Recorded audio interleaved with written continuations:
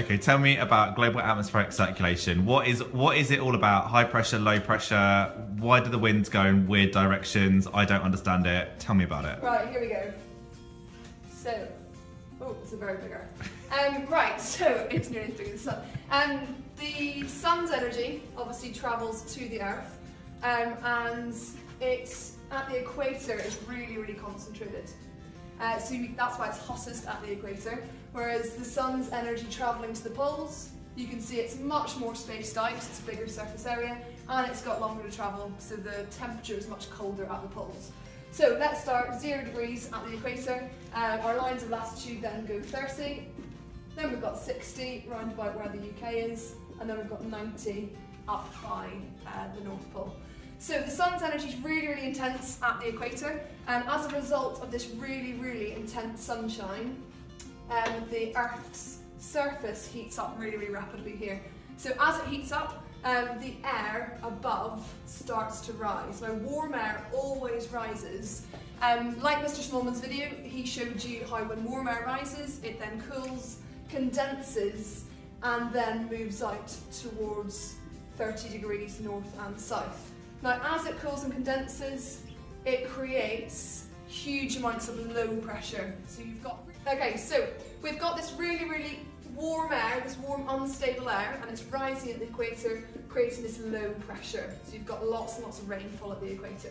And then at 30 degrees, it starts to cool down again, and that cooler air starts to sink back down to Earth at 30 degrees, and then it travels back to the equator to warm up again.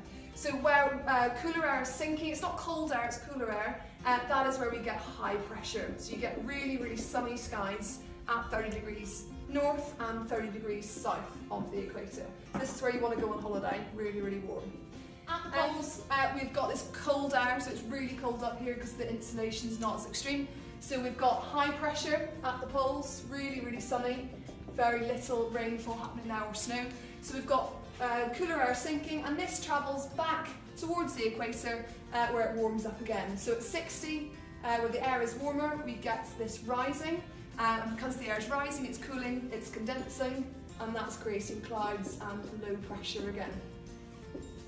Okay, so we've got an area of low pressure at 0, we've got an area of high pressure at 30, and we've got an area of low pressure at 60 again, high pressure at 90, so you can see it's alternative. And we just need to fill in the gaps here, so we've got air coming back to the equator and back to the equator here, and this cell is just the exact opposite. It's called the feral cell, and it's like a feral sister or brother that do things slightly differently. So this is Hadley, and this is polar.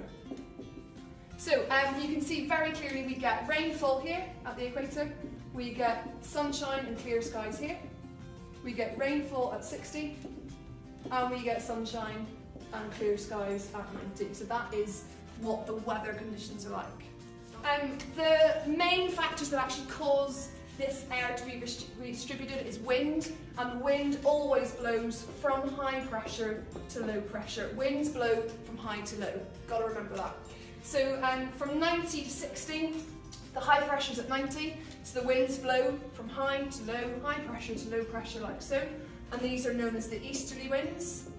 Remember, winds are named the way they come from, so they're moving from the east. And you'll remember that the polar and the Hadley are both moving in the same direction, so let's move down to here. Again, winds blow from high to low, so like that, and these are known as the trade winds. And then the feral cell is the opposite. Remember, high to low, so where's your high pressure here? And they blow like that, from high pressure at 30 to low pressure at 60, and these are known as the westerly winds, because again, they're travelling from the west to the east. So what I don't understand is at 30 degrees, you're saying that there's sunshine, but you're saying that there's no rain. So why is that? Why is there no rain at 30 degrees even though it's really hot? So I would say to you, have a look at the pressure. So what pressure is it? High pressure. And high pressure means the air is sinking, so therefore we've got clear skies and no clouds forming. Okay, so you can't get rain at 30 degrees because the air is sinking. Okay, so you get a desert there. That's where you get deserts, because it's really hot, it's been really, really dry. So where do you get the rainforest? So tropical rainforest is really, really hot, so it's got to be between 0 and 30, but it's also really, really wet, 2,000 millimetres per year, sorry. So where's the low pressure? Here we go at the equator. Intense insolation causes that heat to rise. As it rises, it cools, condenses and clouds. The 3 C's: cool, condense, clouds. So therefore it rains here, so that's where you get TRF, tropical rainforest. And where are we on this globe? We are about here. Okay. The UK, we're just below the 60 degrees. Okay. So we get rainfall because look, we're on a low pressure zone. And the other thing I don't understand is why does the arrow go up from deserts from 30 degrees to 60? Why is the arrow going in the up direction when the other 2 arrows are coming down? Because winds blow High to low. from high to low, and your high pressure is 30 degrees and your low pressure is 60. So winds blow from high to low. Okay, so the high pressure is in the deserts and the low pressure is in the UK. Yeah, so let's use a different colour again. So we've got low pressure, so we've got rainfall here. We've got high pressure, so we've got clear skies here. We've got low pressure, so we've got rainfall here. And we've got high pressure, so we've got sunshine.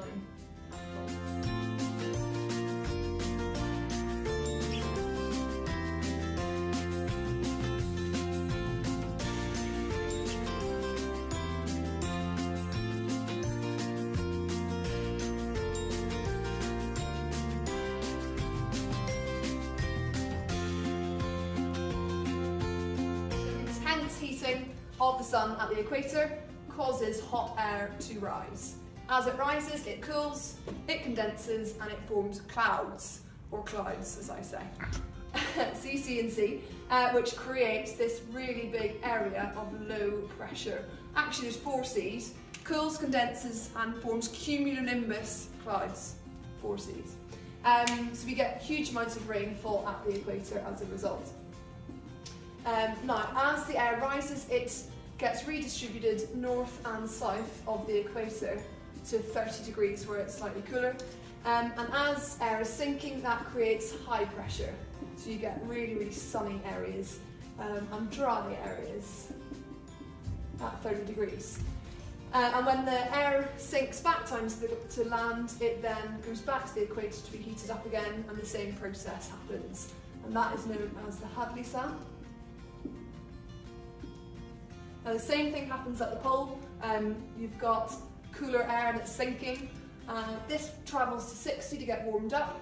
As it warms up, it rises, it cools, it condenses, it forms cumulus clouds, 4 C's, and we get this area of low pressure. And once again, it travels back to the poles where it sinks again, and the whole process happens one more time, so you get polar cell. As the air sinks here, we get high pressure, really, really sunny and really, really clear, although it's very cold there. And the last cell then is the ferrule, and it's just driven by the other 2, so it goes the opposite direction. And you can see here, because we've got low pressure, it's raining here, and very dry there. So we've got alternating low, high, low, high. Okay, so where you've written rainfall, why is it 0 degrees Celsius? Why is it so cold where you've written rainfall? It's not degrees centigrade. If that had that on it, it would be degrees centigrade. But it doesn't, so what does it mean? What other degrees have we got? Lines of... Ooh, latitude? Oh my god, yes, lines of latitude. Okay, so that means that it's not 60 degrees Celsius where it's rainy? No, absolutely not. So it's so much hotter at the equator because the sun's energy is really intense, and the further north and further south you go, it's so much colder. So this explains why we get tropical rainforests at 0 degrees, deserts at 30 degrees, rainfall at 60 degrees where we live, and cold deserts at 90 degrees.